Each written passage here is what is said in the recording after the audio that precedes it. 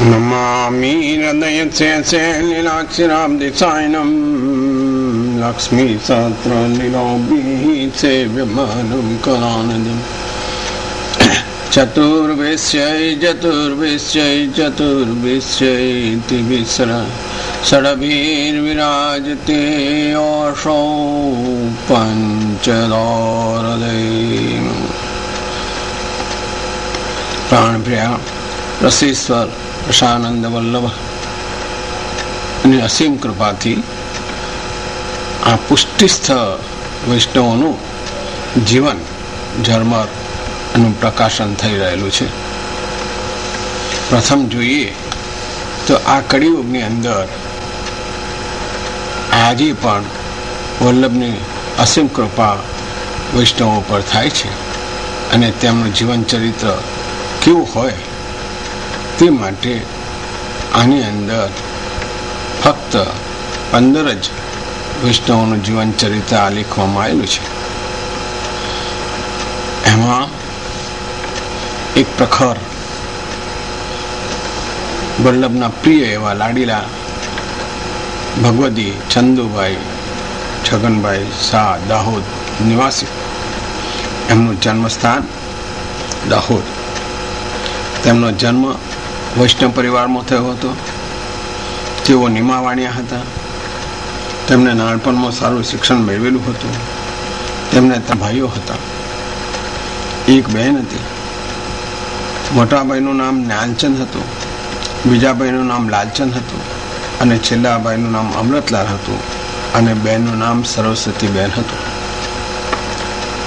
તેઓ પૈકી જ્ઞાનચંદ અને અમૃતલાલ એ બે ભાઈઓ મુંબઈમાં સ્થાયી થયા હતા, જ્યારે ચંદુભાઈ અને લાલચંદભાઈ દાહોદમાં સ્થાયી થયેલા હતા.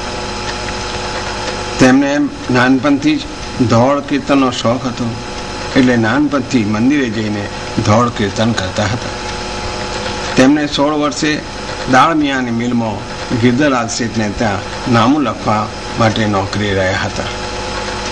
તેમને 25 વર્ષે મૃદુલાબેન સાથે લગ્ન કર્યા હતા. આ ગ્રસ્તાશ્રમ બહુ જલ્દી ખતમ થઈ જતા પોતે માનસી મરજા લઈને ઠાકોરજી પધરાવી સેવા શરૂ કરી હતી. સેવામાં 16 ગ્રંથો કંઠસ્થ કરીને મોટેથી બોલી સેવા કરતા, તેમજ વલ્લભનું સ્વરૂપ પધરાવીને અસરમાં પિત્ત વસ્તુ નામ તસ્માદ માજરેત એ પ્રમાણે ધરાવીને પ્રસાદ લેતા. અસમય પિત્ત ના લેવું એટલે બહાર જવાનું થાય તો પણ જલ વગેરે સાથે લઈને જતા હતા. તેઓ ચિમનભાઈ ઋષિના સંપર્કમાં આવ્યા અને તે સત્સંગ કરતા. તેમના કહેવાથી તેઓ સંખેડાના પરમ ભગવતી અચ્છભાઈના સંપર્કમાં આવ્યા. ભગવતી મોહનભાઈ, પરમ ભગવતી કેશવલાલ, પરમ ભગવતી છગનભાઈ, આ સાથે તેઓ સંખેડામાં મહિનાઓ સુધી સત્સંગ કરવા માટે પધારતા. સત્સંગમાં વલ્લભકૃત સુબોધનીજી 16 ગ્રંથો અને અનુભાષ્ય વગેરેનું અવગાહન કરતા હતા. ગાયત્રી ભાષા શું છે તે તેઓ સંખ્યાના સત્સંગથી તેનું ઊંડું રહસ્ય જાણતા થયા હતા. તેઓ નોકરીમાંથી રજા લઈને સંખ્યા 1 માસ પારાયણ કરવા માટે આવતા હતા. તેથી સંખ્યાની મંડળી જોડે તેમને ઘરોબો થઈ ગયો હતો. એ આશ્રમમાં પરમ ભગવતી મોહનલાલ ગિરધરલાલ દેસાઈ ભગવત શરણ થયા. એટલે તેમને ભગવાનની આજ્ઞા થઈ કે તું જે વસ્તુ જાણવા માંગે છે તે તો મૌન લઈને બેસી જા, તો ભગવત પ્રાપ્તિ થશે. તે મુજબ તેઓએ 6 વર્ષ સુધી મૌન રાખીને કેવળ ભગવાનનું પારાયણ કર્યું. ત્યારે પ્રથમ તેમને જ્યોતિ તરીકે ભગવાનના અક્ષરની અંદર જ્યોતિ સ્વરૂપના દર્શન થયા. ભગવત કૃપા થઈ અને તેમને રોજ જે અનુભવો થયા તે હવે આપણે તેમની ભાષામાં અને એના લખાણમાં જોઈશું. વળી તેમને વલ્લભનું રસદાન સ્વરૂપ માટે ઈચ્છા થઈ, એટલે જયપુરથી રાજારામ કારીગર પાસેથી એક વલ્લભનું સ્વરૂપ સિદ્ધ કરાયું અને તેને પોતાના ઈષ્ટદેવ મનાવી સેવા શરૂ કરી. તેમને અલભ્ય લાભો મળ્યા. પોતાના ધર્મ 3 જન્મનું તેમને ભાન થયું. તેમના બંધુ તેમને સેવામાં સાથ આપતા હતા. તેમને રોજ રોજ નવા નવા અનુભવ થતા હતા. નવીન થતા તે બધા જ અનુભવો અત્રે એમના જ ભાષામાં આપને રજૂ કરીશું. એમના અનુભવો ઘણા છે, એટલે એ અનુભવ પછીથી આપણે જોઈશું. એ પહેલા બીજા એક વૈષ્ણવનું ચરિત્ર આપણે જોઈએ. આ ભાઈ હરિભાઈ મગનલાલ શાહ પરમ ભગવદી હતા.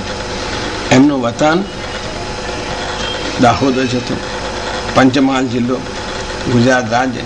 અને તેમના પિતાનું નામ મગનલાલ શાહ હતું.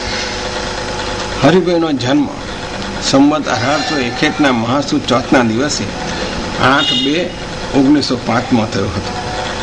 તેમનો જન્મ વૈષ્ણવ કુટુંબમાં દાહોદમાં થયેલો હતો.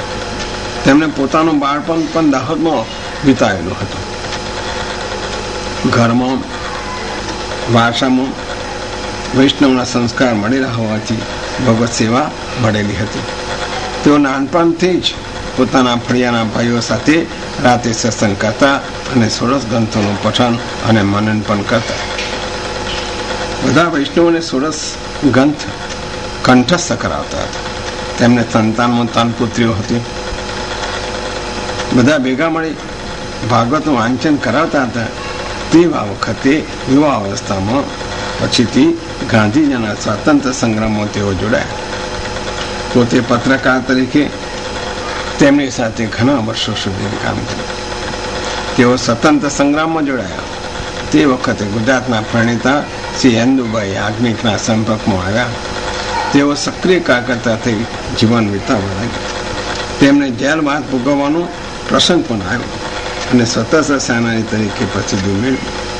તેમને આ માટે તામ્રપત્ર પણ મળેલું છે. આ યુવાનીની પ્રવૃત્તિ કરતા કરતા ધન પણ કમાયા અને બંને પુત્રીઓને પરણાવી દીધી.